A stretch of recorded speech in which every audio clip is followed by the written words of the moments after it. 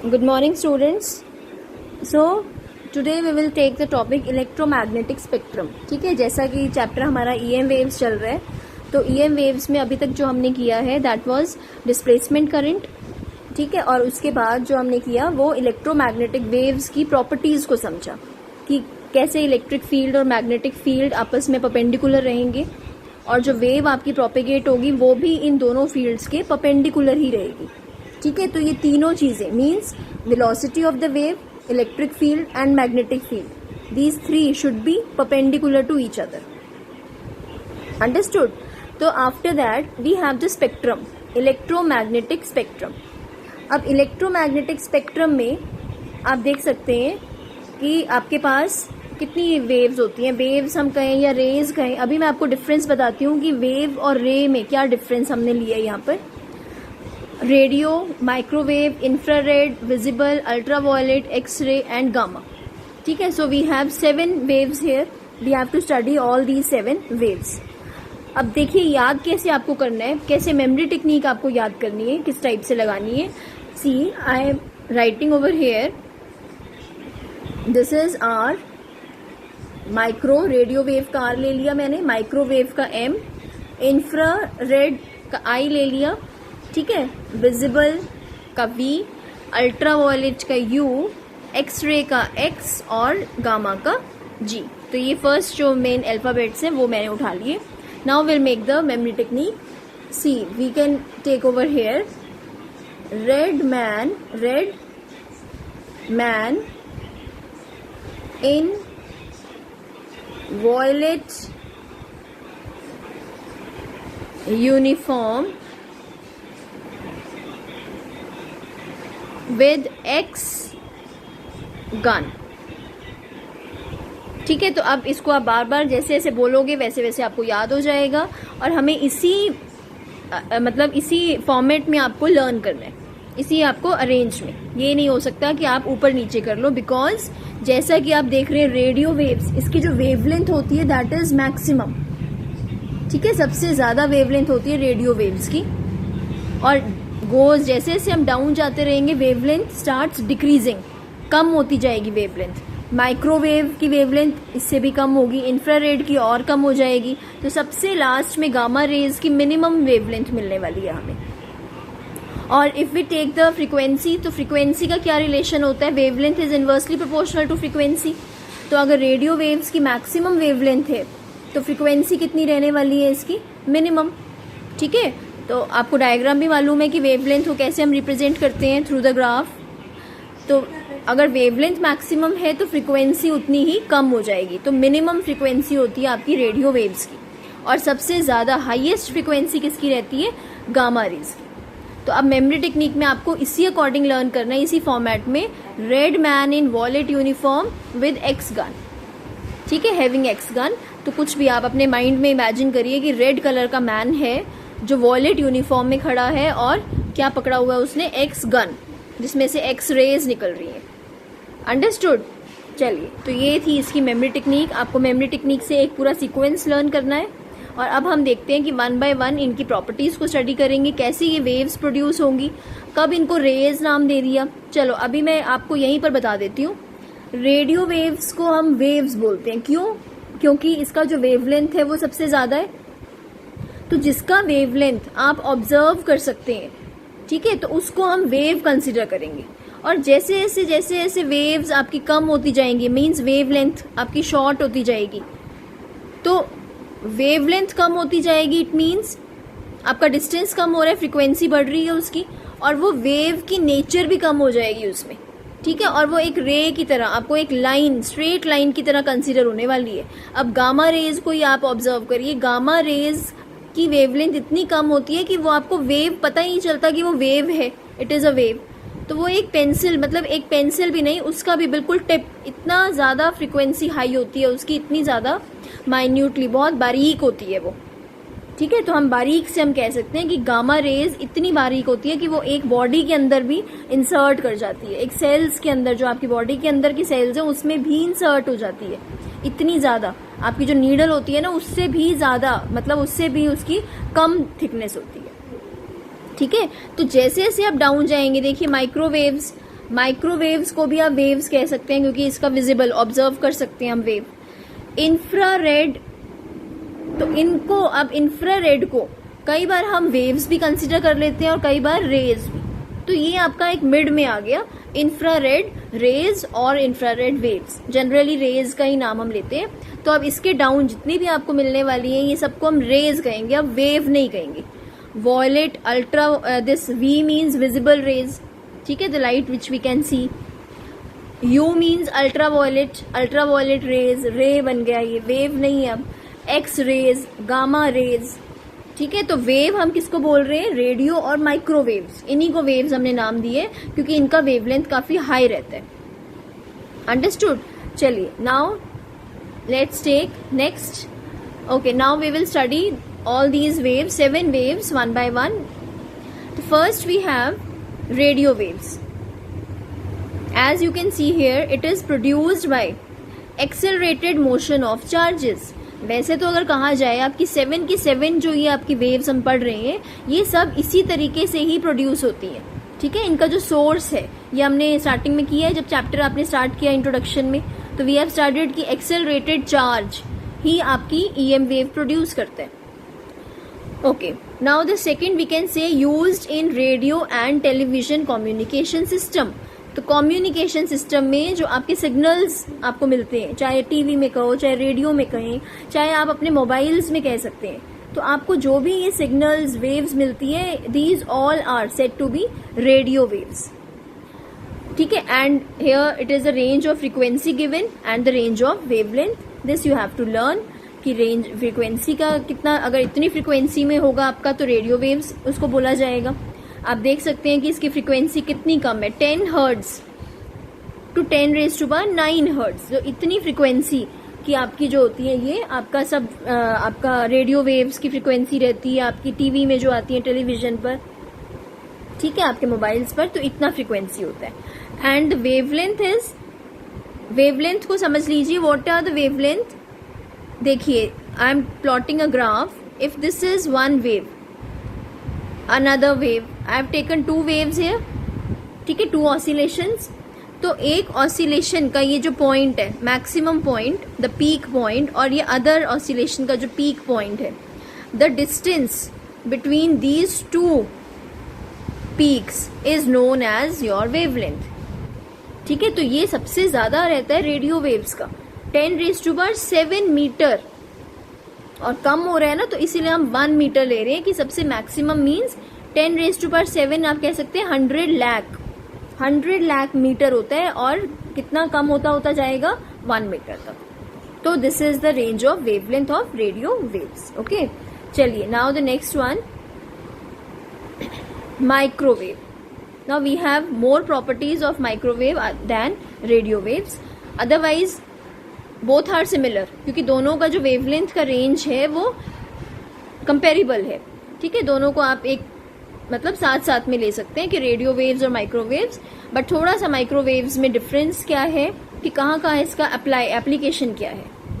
Okay, the first point you can see here, called as short wavelength radio waves. अब radio waves की तो ज्यादा होती है, तो अगर और वेवलेंथ को कम कर दिया जाए तो ये आपकी शॉर्ट वेवलेंथ बन जाएगी, ठीक है, और उसी को हमने क्या नाम दे दिया, माइक्रोवेव। रेंज ऑफ फ्रीक्वेंसी, हाँ जी, फ्रीक्वेंसी बढ़ रही है अब इस केस में, ठीक है। आपको ध्यान रखना है कि रेडियो वेव्स की फ्रीक्वेंसी सबसे कम होती है, जैसे जैसे आप आगे चलेंगे फ्रीक्वेंसी बढ़ती जाएगी और वेवलेंथ कम होती जाएगी। अब देखिए वेवलेंथ, देखिए इसकी माइक्रोवेव की 1 मीटर टू 1 मिलीमीटर, ठीक है, मीन्स 10⁻⁻³ मीटर, 1 मीटर से लेकर ये कम हो रही है वेवलेंथ। तो 1 मीटर थी वेवलेंथ पहले, और भी कम हो सकती है। तो इस रेंज में कौन सी वेव्स को आप क्या कहना है, इसको नाम क्या देना है आपको, microwave. Okay, how it can be produced, vacuum tubes, magnetrons, klystrons, gun diodes, तो these all are the devices through which we can produce microwave, ठीक है। We don't have to study all these devices, just you have to remember, आपको याद रखना है कि इन devices की help से आप माइक्रोवेव को प्रोड्यूस कर सकते हैं। They are suitable for the radar system used in aircraft navigation. Radar system क्या होता है, आपने जनरली देखा भी होगा, जैसे हाईवे पर आपके व्हीकल्स मूव कर रहे हैं ठीक है। तो उनकी स्पीड को जज करना, उनको फाइंड करना है कि कितनी स्पीड से ये व्हीकल मूव की है। तो वहां पर आपके रोड पर क्या लगे होते हैं, रडार लगे होते हैं। तो वो जल्दी से उसको ऑब्जर्व कर लेते हैं, नोट डाउन, रिकॉर्ड कर लेते हैं उसको कि ये कितनी स्पीड से आगे मूव किए, और वही स्पीड नोट डाउन हो जाती है। अगर आपकी ज्यादा स्पीड है तो आपको चलान जैसे हो जाता है, ठीक है। तो उसमें मेंशन होता है रडार में। तो ये माइक्रोवेव की हेल्प से हम कैलकुलेट करते हैं। Now next use of microwave is your ovens. आप घर में अवन यूज करते हैं, उसका नाम ही माइक्रोवेव अवन होता है, ठीक है। तो अब मेन इसके वर्किंग क्या रहती है माइक्रोवेव अवन में? The frequency of the microwave is selected to match the resonant frequency. अब रेजोनेंट फ्रीक्वेंसी आपको बताया हुआ है, पहले भी आपने 2-3 चैप्टर्स में स्टडी किया हुआ है कि रेजोनेंट फ्रीक्वेंसी क्या होती है। जब उस डिवाइस की फ्रीक्वेंसी आपकी अपनी नेचुरल फ्रीक्वेंसी से मैच कर जाए, ठीक है। एक तो अप्लाइड फ्रीक्वेंसी जो हम दे रहे हैं फ्रीक्वेंसी डिवाइस को, और एक अपना उसका खुद का भी फ्रीक्वेंसी होता है, वो भी तो पार्टिकल मूव कर रहे हैं। तो अब यहाँ देखिए किसकी फ्रीक्वेंसी की बात कर रहे हैं, वाटर मॉलिक्यूल्स की फ्रीक्वेंसी। क्योंकि अब एक वाटर मॉलिक्यूल, हर आपका जो कुक करते हैं आप फूड, हर किसी में कुछ ना कुछ % में प्रेजेंट होता है वाटर, ठीक है। और वो मॉलिक्यूल क्या करेगा, अप एंड डाउन मूव करेगा। All these will be moving, है ना। जब आप हीट प्रोवाइड करते हैं, हमें मालूम है कि अंदर के मॉलिक्यूल्स में काइनेटिक एनर्जी बन जाती है, इंक्रीज हो जाती है काइनेटिक एनर्जी। पहले तो है ही है काइनेटिक एनर्जी उसमें, बट हीट प्रोवाइड करने से या आप कुछ एनर्जी दे रहे हैं तो उसमें और इंक्रीज आ जाता है एनर्जी का। तो यहाँ पर हीट एनर्जी उनकी इंक्रीज, काइनेटिक एनर्जी इंक्रीज हो गई। Now kinetic energy means molecules will start moving up and down, to and fro. और टू एंड फ्रो का मतलब क्या है कि फ्रीक्वेंसी, तो उनकी एक अपनी फ्रीक्वेंसी हो गई। एक हमने माइक्रोवेव में डाल दिया, वो कुक फूड रखा है, तो it means we are also giving some frequency, वो अप्लाइड फ्रीक्वेंसी हो गई। तो अगर आपने अपनी फ्रीक्वेंसी उस फूड की फ्रीक्वेंसी के साथ रेजोनेंस मीन्स इक्वल कर दी, मैच हो गई, तो अब उसमें उसकी जो फ्रीक्वेंसी है वो और ज्यादा बढ़ जाएगी, हीट ज्यादा प्रोड्यूस होना शुरू हो जाएगी। so that energy from the waves is transferred efficiently to the kinetic energy of the molecules। क्योंकि molecules मूव कर रहे हैं आपके, और ज्यादा मूव करना शुरू हो जाएंगे, और जितना ज्यादा मूव होंगे तो उनमें हीट एनर्जी उतनी प्रोड्यूस होगी जिससे उनका टेम्परेचर बढ़ जाएगा, ठीक है। तो you can C over here which raises the temperature of food containing water. Understood. तो ये आपका पूरा प्रोसीजर रहता है कि माइक्रोवेव में क्या प्रोसीजर होता है, क्यों आपका फूड जो है वो बर्न नहीं होता, जलता नहीं है। अदरवाइज जब एलपीजी गैस पर हम रखते हैं उस पर तो जल जाता है, वो तो एक ही पार्ट आपका वो हो रहा है ना, हीटअप, उसमें सभी को मॉलिक्यूल्स को नहीं मिल रहा है। माइक्रोवेव में क्या होता है कि सभी मॉलिक्यूल जो फूड में होते हैं सबको इक्विवेलेंट एनर्जी मिल रही है। Now this you have to learn also, ठीक है बच्चे, आपको सबको लर्न करना है अच्छे से। क्या क्या चीजें याद करनी है, फ्रीक्वेंसीज आपको याद करनी है, वेवलेंथ याद करनी है, कैसा उनका प्रोडक्शन है, और बाद में कहाँ पर एप्लीकेशन है उस वेव का। तो ये जो आपको मैंने नोट्स बनाकर दिए हैं, ये स्क्रीन पर जो जो आप पॉइंट्स देख रहे हैं, these all are very important. इसी फॉर्म में आप इनको याद कर लो, एक्स्ट्रा इतना नीड नहीं है लर्न करने की, ठीक है। It's just a theoretical chapter, तो इसमें कोई न्यूमेरिकल भी नहीं बनता आपको। 2 मार्क में क्वेश्चन डायरेक्ट आ जाता है कई बार कि आपको प्रोडक्शन पूछ लिया जाता है या इसका एप्लीकेशन, और कई बार इनडायरेक्ट क्वेश्चन की एप्लीकेशन दे दिया और पूछा गया कि कौन सी वेव यहाँ पर यूज होती है। ओके चलिए next, now we will take the next we have infrared waves. हाँ जी, इंफ्रारेड वेव्स। अब इसके बारे में तो आपने सबने सुन रखा है, 9th क्लास से पढ़ते आ रहे हैं हम। इंफ्रारेड वेव्स है ना, विजिबल जो रेज होती है आपकी, उसके एक्सट्रीम पॉइंट्स, एक इंफ्रारेड रहती है और दूसरे एक्सट्रीम पर आपको अल्ट्रावायलेट मिलती है। तो इंफ्रारेड वेव्स देखिए कैसे, प्रोडक्शन क्या है इसका, फिर application, and these are very very important. तो ये भी आप अच्छे से याद करेंगे। These are produced by hot bodies and molecule. जितनी भी हॉट बॉडीज हैं तो उनके अंदर जो मॉलिक्यूल्स हैं वो क्या इजेक्ट करते हैं, मींस इंफ्रारेड वेव्स उनके अंदर से प्रोड्यूस होती है। अब सबसे इजी एग्जांपल मैं आपको बताती हूँ, जैसे आपकी आयरन होती है, इलेक्ट्रिक आयरन, ठीक है। We can not see that waves, but जब आप उसको टच करके देखो, आपने उसको इलेक्ट्रिक करंट दे रहे हैं आप उसको, ठीक है, आपने ऑन कर रखी है अपनी इलेक्ट्रिक आयरन, और जैसे ही आप उसको टच करेंगे तो हीट है, दिख तो नहीं रही है ना वो हमें हीट। तो infrared rays are not visible, वो विजिबल नहीं है, वो सिर्फ आपको टच करने पर पता लगता है कि इंफ्रारेड। और जितनी हॉट बॉडीज है वो सब जो भी वेव्स आपको दे रही है वो उनको सबको हम क्या कहेंगे, infrared waves. They are also refer to as heat waves. देखो उसका नाम भी हमने यही रख दिया, हीट वेव्स, क्योंकि हॉट बॉडी से प्रोड्यूस हो रही है, तो जितनी भी गर्म बॉडीज आ रही हैं उनको जनरली हीट वेव्स कह दिया। अब देखिए वाई, ठीक है, इट इज वेरी इंपॉर्टेंट, और यही लाइन आपको याद करनी है, बिकॉज एनसीईआरटी की डायरेक्ट अगर लाइंस आप याद करेंगे तो ये इजी रहेगा। रेफरेंस बुक्स में आप पढ़ सकते हैं, it is for your clarity, ठीक है, कॉन्सेप्ट को अच्छे से समझना है तो आप पढ़िए, बट अगर आपको लर्न करने के पर्पज से देखना है तो लर्न करने के लिए these are the sufficient lines. Okay, second point will take because. हाँ जी, हीट वेव्स क्यों कहा जाता है इनको, because water molecules present in the material absorb infrared waves, absorb करेंगे वो, and then their thermal motion, वही काइनेटिक मोशन, काइनेटिक ही हीट बनता है, प्रोड्यूस करेगा, तो थर्मल मोशन आपका इंक्रीज हो जाएगा, एंड दे हीट अप, और खुद भी हीट हो जाएंगी और साथ में अपने आसपास के सराउंडिंग्स को भी हीट कर देती हैं, तो इसीलिए इनको क्या नाम दिया गया, हीट वेव्स। क्वेश्चन कैसे बनता है आपका इसमें कि why infrared waves are known to be heat waves, are called as heat waves, ठीक है, तो आपको ये लाइन आपको याद कर लो आप अच्छे से, और फुल मार्क्स है आपके। Now will take the applications, कहाँ कहाँ इनका यूज किया जाता है, लिया जाता है। Infrared lamps are used in physical therapy, आप देख सकते हैं, आप जानते भी हैं फिजिकल थेरेपी है ना, तो उसमें भी आप क्या किनका हेल्प लिया जाता है, इंफ्रारेड रेज का ही, कि वो गर्म होती है बॉडीज, हीट प्रोड्यूस करती हैं, तो वो बॉडी के ऑर्गन्स के ऊपर, ऑर्गन नहीं मतलब बॉडी पार्ट्स पर वो उसको रखते हैं, जिससे आपके बॉडी के अंदर भी हीट प्रोड्यूस हो, हीट उनको मिले और उससे थोड़ा सा उनको ईजी मतलब और कंफर्टेबल फील, ठीक है, तो फिजिकल थेरेपी में हम यूज करते हैं infrared lamps. Infrared radiation plays an important role in maintaining the earth's warmth और average temperature to the green house effect, तो जो ग्रीन हाउस इफेक्ट क्रिएट होता है वो भी जनरली इंफ्रारेड वेव से ही क्रिएट होता है। आपका पूरा सराउंडिंग्स क्या होती है, वो हीटअप हो जाती है, ठीक है। एक होता है ग्लोबल वार्मिंग, तो यहाँ कंफ्यूज नहीं होना है, ये ग्लोबल वार्मिंग नहीं है, this is green house effect, जो हमें उसका बेनिफिट उठाना है। Benefit means visible light when passes through the atmosphere is absorbed by the earth surface.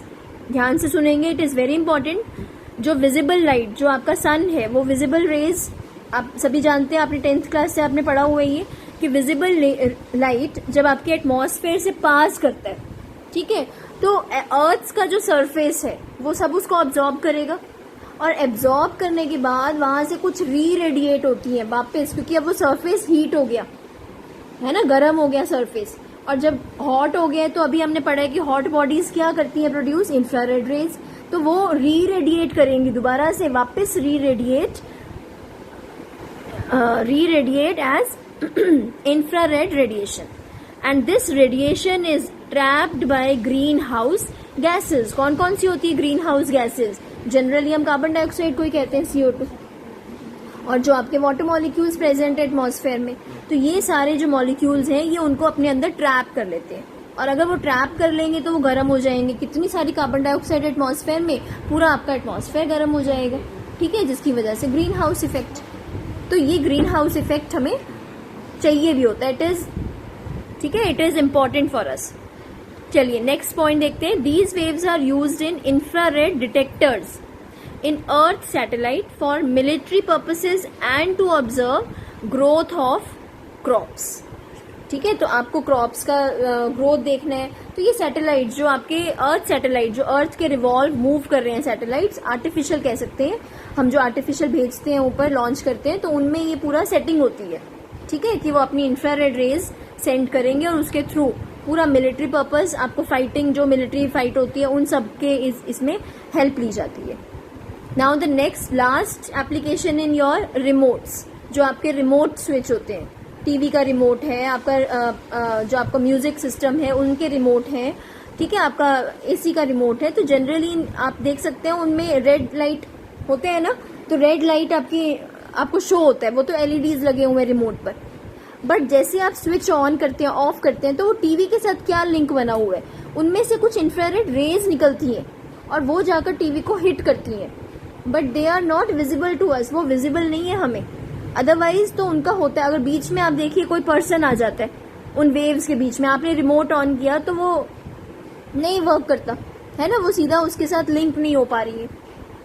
तो electronic devices, LED, remote switches also emit infrared waves. तो अब आपको क्या क्या एप्लीकेशंस यहाँ पर याद रखनी है, कैसे प्रोड्यूस होती हैं, हॉट बॉडी से। हीट वेव्स क्यों बोला जाता है उनको, ठीक है, क्योंकि वो सराउंडिंग्स को गर्म कर देती हैं, अपने आप को गर्म कर लेती हैं। क्या रीजन है, क्योंकि वो अब्जॉर्ब करती हैं हीट और थर्मल मोशन इंक्रीज हो जाता है। लैंप्स में आपको यूज किया जाता है, ग्रीन हाउस इफेक्ट में यूज किया जाता है, इसका रीजन पता होना चाहिए ग्रीन हाउस इफेक्ट का आपको। और after that satellites for military purposes and for growth of the crops, ठीक है, और रिमोट स्विचेस, इलेक्ट्रॉनिक डिवाइसेस। तो ये सब थे इसके एप्लीकेशंस जो आपको याद करने हैं, और ये लिख लिख कर अपने आप इसको लर्न करिए और फिर ऑफ करके, वीडियो को ऑफ करके खुद लिखो, ठीक है, तभी आपकी प्रैक्टिस बनेगी। Okay, now the next, how many waves are left, I think visible, ultraviolet, x ray and gamma. तो वो हम 4 जो वेव्स हैं वो अब नेक्स्ट वीडियो में लेने वाले हैं। तो आप पहले इस वीडियो को अच्छे से वॉच करें और अच्छे से समझो, और फिर उसको रिटर्न प्रैक्टिस करनी है, ठीक है बेटा। अगर नहीं आप प्रैक्टिस करेंगे तो ये याद नहीं होने वाले हैं। और फ्रीक्वेंसीज का और वेवलेंथ का रेंज भी आपको याद करना है। It is all given in your NCERT books. या तो बुक को अच्छे से स्टडी करो, या फिर आप ये वीडियोस देखकर अपना लर्न कर करके लिखो नोटबुक में। Okay students, thank you.